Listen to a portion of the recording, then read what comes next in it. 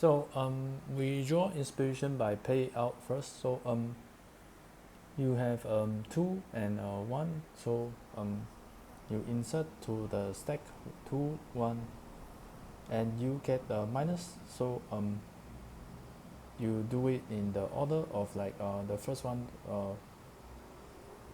over the second one, then you get 1, and so you 1 here, and you get a 3, you insert a 3, and so you 1 divide by 3, you round to the closest towards 0,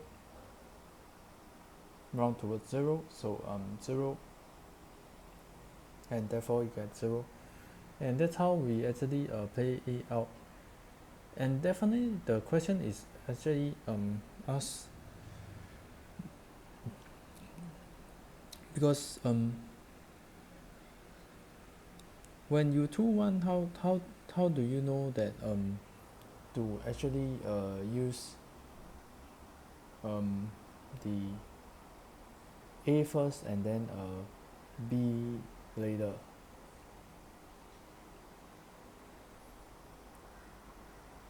Because one will actually argue that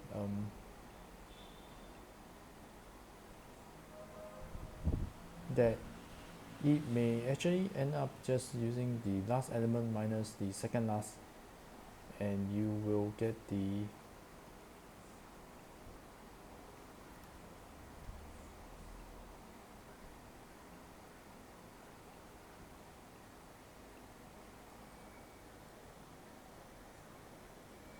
like one will actually argue that why does why to occur, rather it becomes so much intuitively to become Z. Is it before computation that we actually do, or is it like after that during our play out a rule that we actually set for ourselves? I in my opinion it's definitely before that we actually we modify the thing for the before, but I feel that the instrument that we use, the stack, it doesn't have like the feature to actually say that we're gonna use the second last digit. Maybe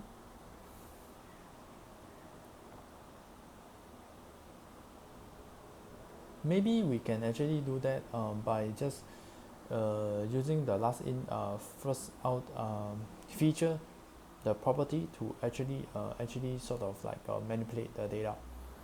So I mean, one way that I can think of is that, because I mean first and foremost we state the stack property, which is the last in first out.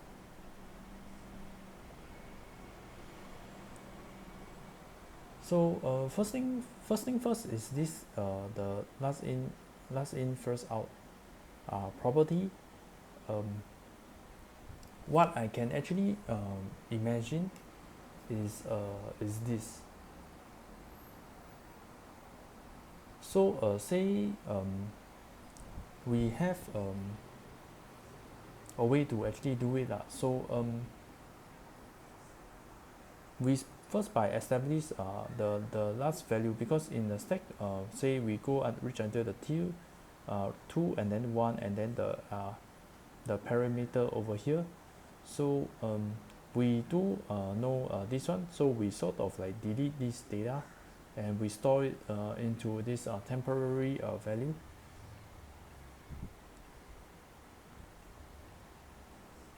And for this one is our current stack opening. So the thing is that the first item that we actually approach and we see that we actually add into our stack was first and foremost this parameter, right?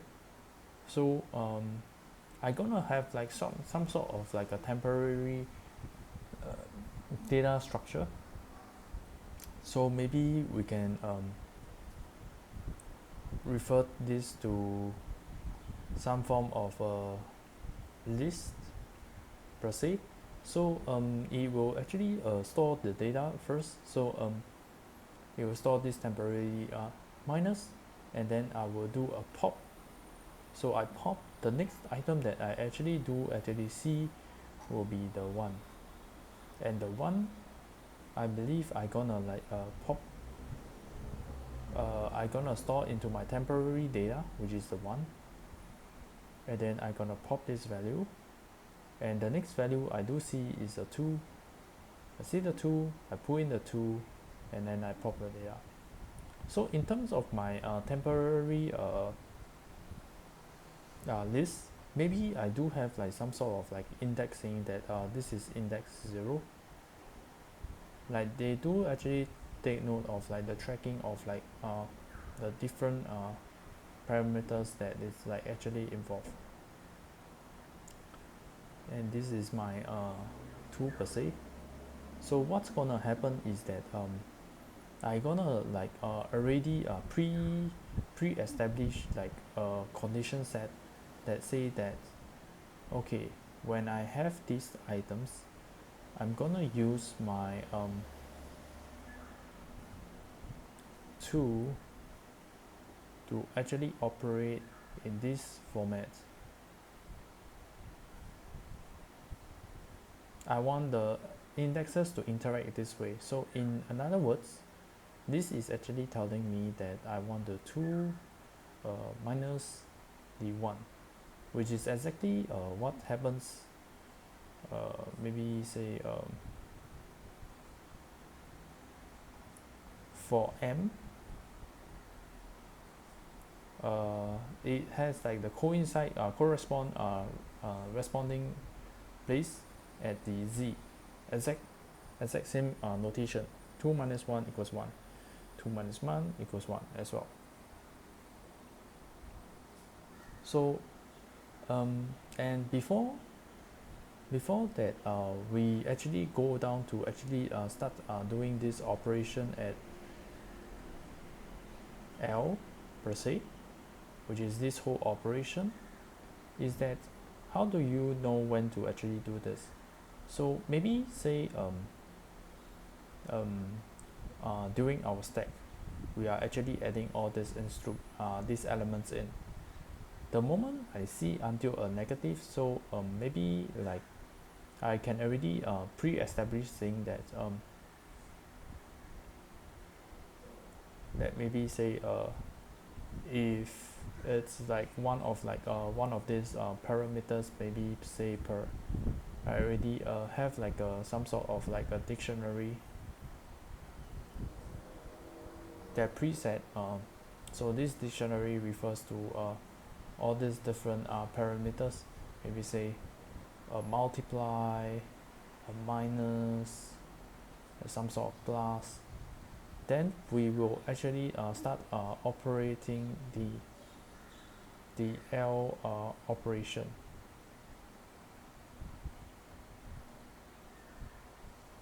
So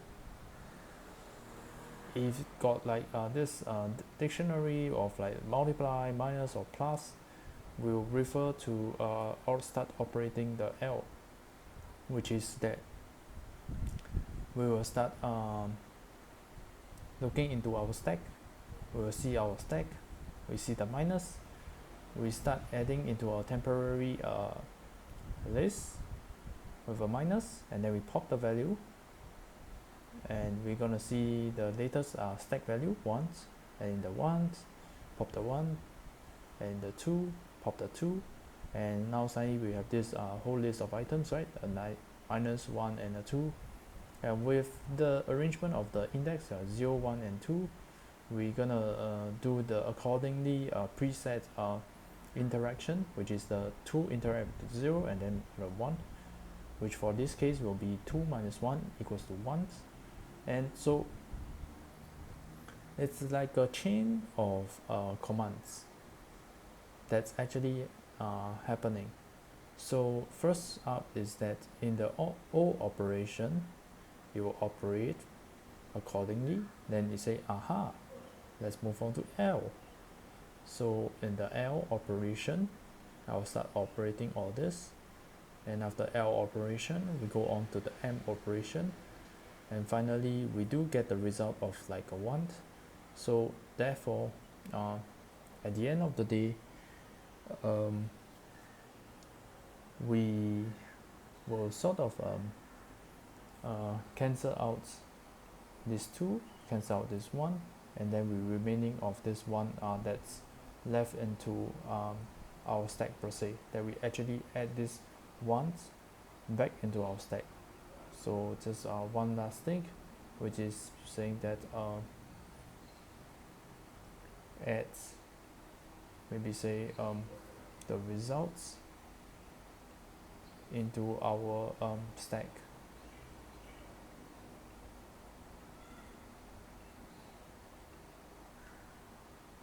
Maybe we say this is the P operation.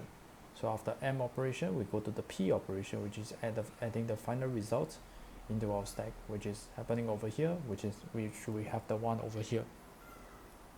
So I think that is like the computational way of like a possible operation that actually do occur in our code, I think.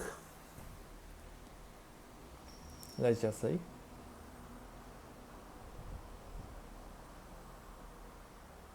So I think when the thing about like thinking of a drawing explanation, it always like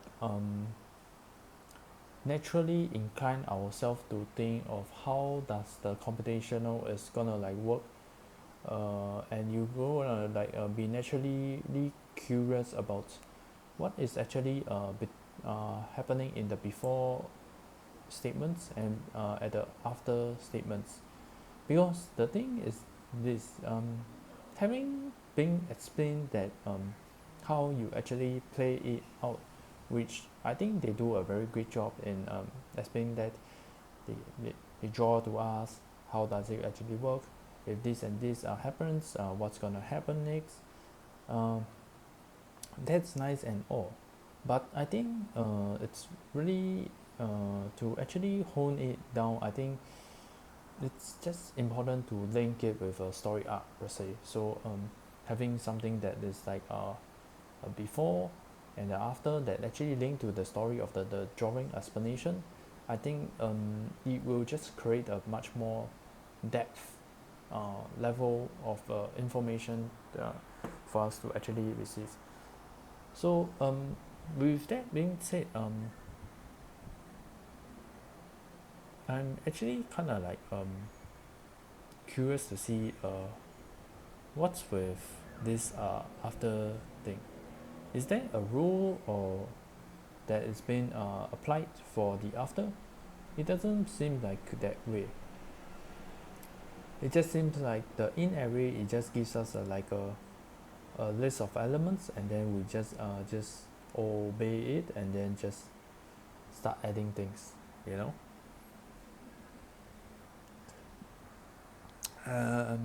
So I'm just gonna go jump right back in and actually start play out again to draw some inspiration per se. So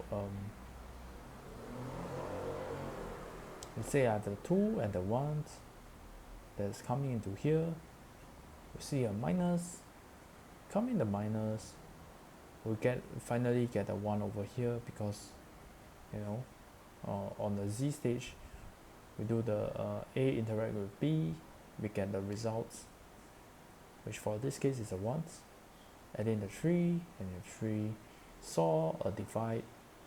We will carry out the rinse and repeat sort of like operation from Z all the way to P, and then 1 divided by it will be actually be 1 divided by 3, and for this case we want to round towards 0, which I think that's what they actually want us to, from how we actually get things, from how we actually assume things, truncate towards 0, maybe it's towards rounding towards 0.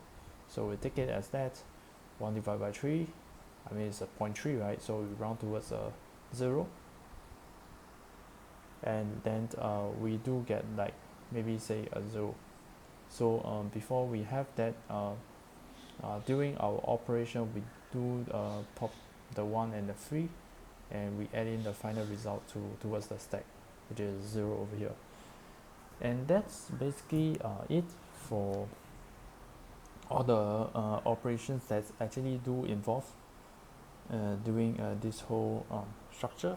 So I think definitely it just naturally incline us to actually take a look at the brute force way. So what could possibly be a brute force way to actually try to actually solve this? So first thing first is that we don't have the last in first out feature, right? So when I talk about brute force, I feel like we are pretty much talking about all the basic items that we are gonna use. So for this case, the first item that I can think of, the most basic array is definitely a list. So we add in the list, we add in all the items per se. So maybe say we add in the 2, we add in the 1, we add in the minus. So the thing is this, when my list, okay, so let's just write it out.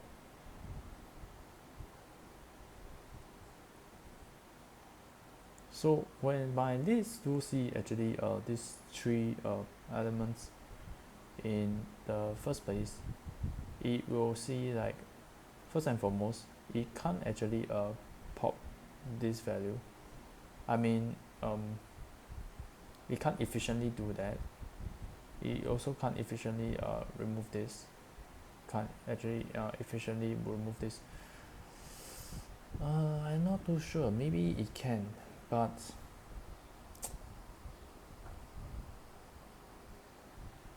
maybe it does can, because we don't know where the indexes are per se.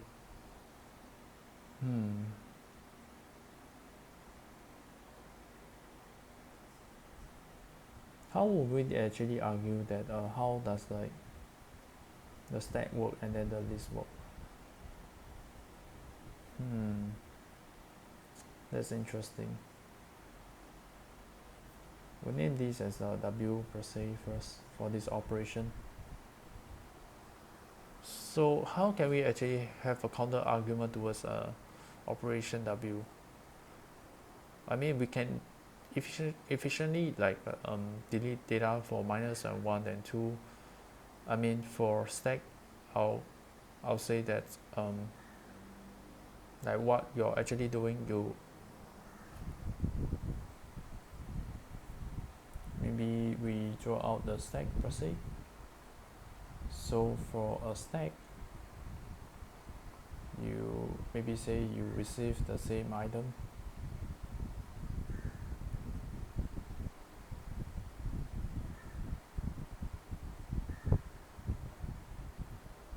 So it's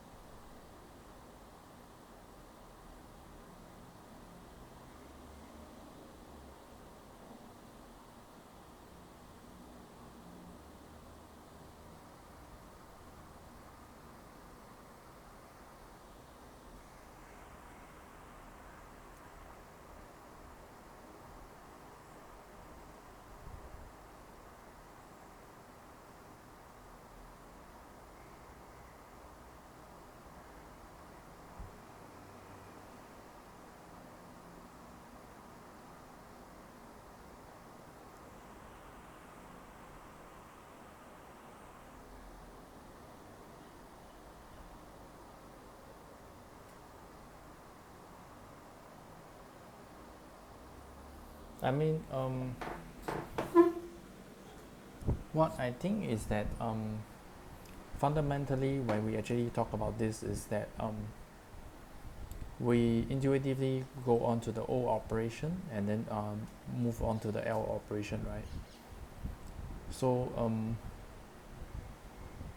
what we actually want to do is like efficiently remove the maybe say the last three operations. That's like intuitively speaking that, because why we want to remove the last three elements, because we want it to start actually do some form of like a interaction to be go on.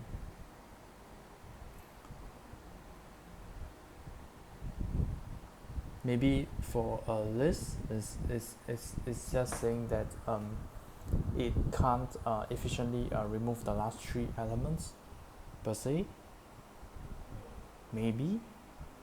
So my idea that I drive across is that for stack it can efficiently remove all these three elements, whereas for list it can't really efficiently remove the last three elements, because that's not what list is built to do per se. So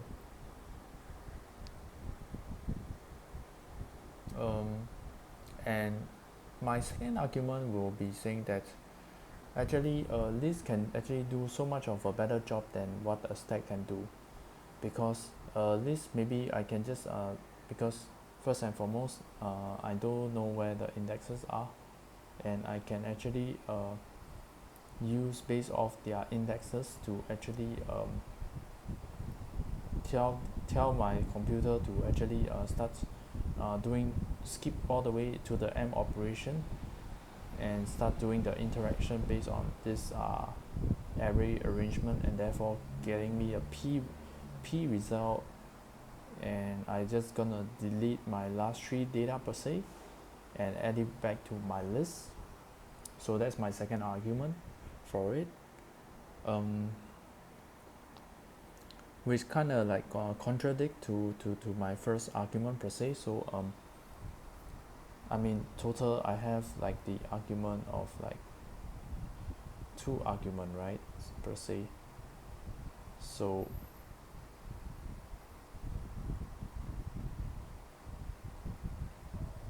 I mean the one is actually saying that stack is much more efficient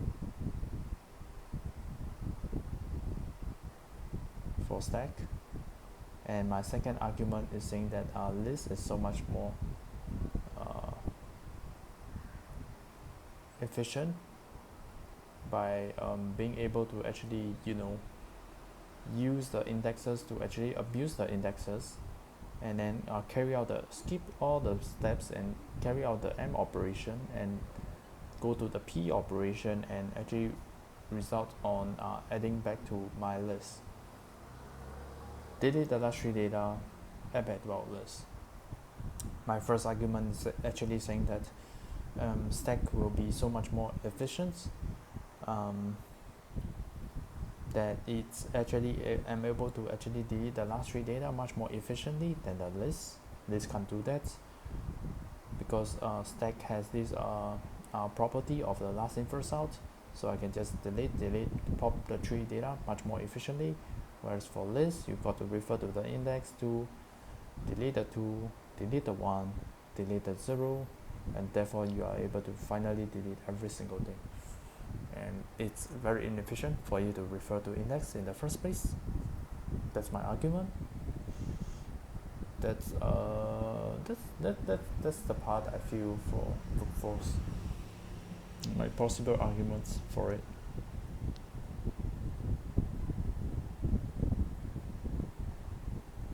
Yeah, I think first and foremost we got to actually admit that the play it out for this time round is not that much. It's not that complicated, nothing too crazy, very simple, telling us all this different operation. I guess this play out it did not brought complication in the big picture per se, but it did bring in like the complication towards us learning about the O operation, which is exactly the first item that we actually encountered to do. So that's really maybe that's why it's that intuitive for us to actually lean into that when we first approach the problem. So the complication lies within the O operation, going to the L operation, and to the M, finally to the P operation, and finally adding the result back into our stack. So having said that, maybe say that 2, 1, and minus, we'll end up having like the 1 value left in the stack, and then continue rinse and repeat for the rest of the operation per se. So with that, everything comes to an end.